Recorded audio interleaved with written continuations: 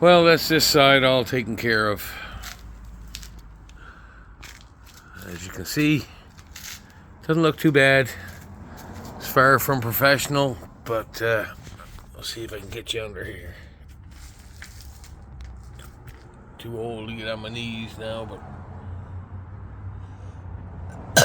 it's all cleaned up. Made it look presentable. I'll show you what I'm dealing with on the other side.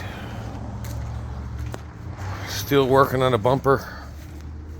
I'm a little close here, but I need to move the truck. But this is what I'm going to end up fixing. Most of that is just surface till we get to right here. That piece will have to be fixed and taken out, which I will do.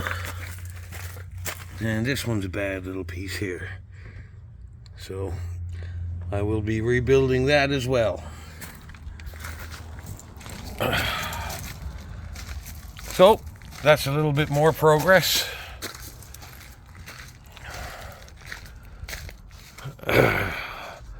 This is driving me nuts.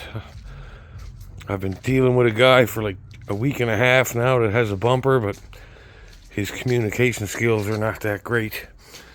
So I'm just going to have to wait and see. Excuse me. So there you have it. I'll give you an update as things improve. Have a good one.